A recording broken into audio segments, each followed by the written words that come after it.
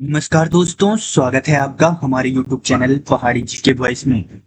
दोस्तों, उत्तराखंड में पटवारी और लेखपाल भर्ती का इंतजार कर रहे अभ्यर्थियों के लिए एक बार फिर बड़ी खबर सामने आ रही है।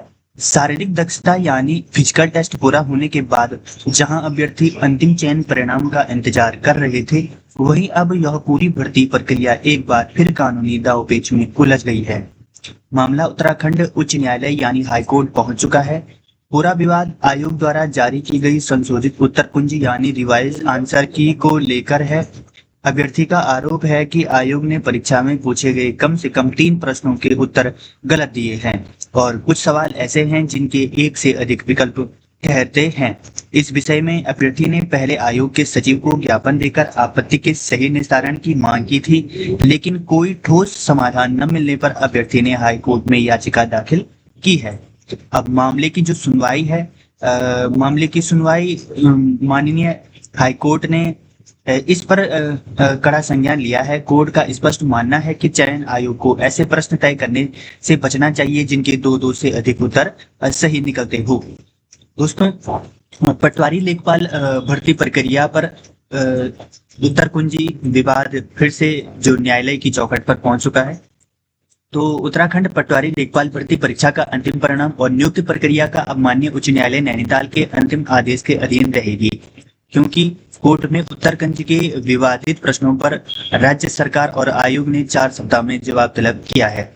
परीक्षा एवं उत्तरकुंजी पर उठा विवाद क्या है दोस्तों, तो ये एक बार ढंग से समझ लीजिए। उत्तराखंड में आयोजित पटवारी लेखपाल परीक्षा को लेकर अभ्यर्थी का इंतजार एक बार फिर लंबा और नजर आ रहा है। शारीरिक दक्षता व मानक परीक्षण फिजिकल टेस्ट की पूरी जो प्रक्रिया थी, अभ्यर्थी अंतिम सूची का इंतजार कर रहे थे, वहीं यह भर्ती कानूनी दांवपेच में उलझ चुकी है। आयोग द्वारा जारी की गई संशोधित उत्तर कुंजी आंसर की को लेकर अभ्यर्थी में भारी असंतोष व्याप्त है। अभ्यर्थी का आरोप है कि आयोग ने परीक्षा में पूछे गए कम से कम 3 प्रश्नों के उत्तर गलत दिए हैं। दोस्तों, इसमें जो मुख्य बात है इस न्यूज की, तो वो है कि जो आयोग द्वारा मतलब 3 प्रश्नों पर ऑब्जेक्शन किया था छात्रों ने काफी, ये गलत दिए गए हैं या इनके आंसर काफी मतलब 2 सही हैं, इस प्रकार से मल्टीपल करेक्ट आंसर हैं। तो इस पर छात्रों ने ऑब्जेक्शन लगाया था, लेकिन आयोग द्वारा क्या किया गया कि उस पर ज्यादा वो नहीं किया गया, ध्यान नहीं दिया गया। तो सभी छात्रों ने क्या किया कि हाई कोर्ट का दरवाजा खटखटाया, जिससे क्या हुआ कि अब हाई कोर्ट द्वारा जवाब तलब मांगा गया है। कई प्रश्न एक से अधिक विकल्प सही ठहराए हैं और पूर्व में अभ्यर्थी द्वारा आयोग के सचिव को ज्ञापन सौंपकर आपत्ति का निस्तारण की भी मांग की थी, लेकिन संतोषजनक कार्रवाई न होने के कारण क्या किया, अभ्यर्थियों ने नैनीताल उच्च न्यायालय का दरवाजा खटखटाया। माननीय उच्च न्यायालय की मुख्य टिप्पणी एवं आदेश क्या है इस उपलक्ष्य पर, तो आप ध्यान से देख लें।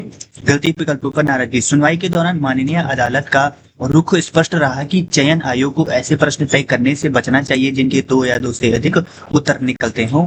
और अगला है कि 4 सप्ताह का समय कोर्ट ने प्रतिवादी पक्ष, आयोग व संबंधित विभाग को मामले में 4 सप्ताह के भीतर अपना जवाब और विषय विशेषज्ञों का स्पष्टीकरण प्रस्तुत करने के निर्देश दिए हैं।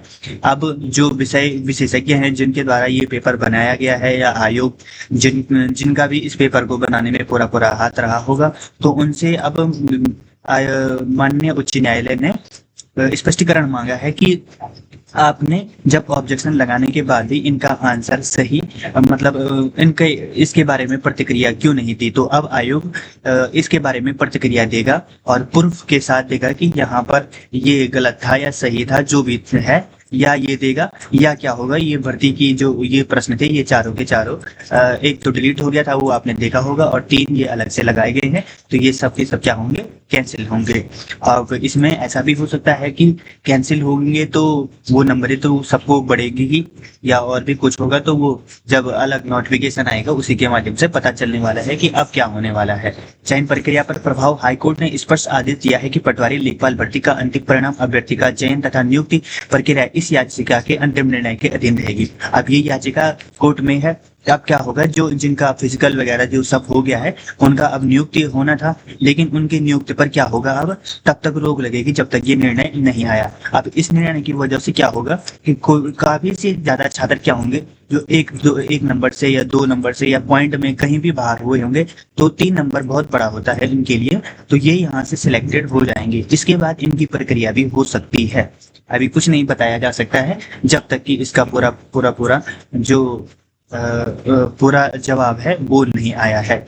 अभी तो हम एक अनुमान लगा रहे हैं कि इस प्रकार हो सकता है। ठीक है, आयोग ने पहले विवाद के बाद पुनः आयोजित कराई थी, लेकिन फिर त्रुटि उत्तर जारी कर दी गई है। हमने याचिका में स्पष्ट किया है कि जिन प्रश्नों पर गंभीर आपत्ति थी उन्हें बिना सही निस्तारण के आगे बढ़ा दिया गया। अब आयोग और उनके विशेषज्ञों को अदालत के समक्ष यह सिद्ध करना होगा कि यह प्रश्न के कई विकल्प सही कैसे हो सकते हैं। ठीक है दोस्तों, अब दोस्तों आगे की जो चिंताएं हैं अभ्यर्थी की, उत्तराखंड के विभिन्न जिलों में इस परीक्षा में सम्मिलित हुए हजारों युवाओं के लिए यह स्थिति बेहद चिंताजनक है। लंबे समय की भर्ती प्रक्रिया पूरी होने की राह देख रहे अभ्यर्थियों को अब कोर्ट के अगले आदेश की प्रतीक्षा करनी होगी। आयोग द्वारा 4 सप्ताह के भीतर हलफनामा दाखिल किए जाने के पश्चात ही इस मामले में अगली कानूनी निर्णय लिया जाएगा। ठीक है दोस्तों, इस बारे में मैंने आपको पूरी जानकारी दे दी है कि इसमें हो क्या रहा है।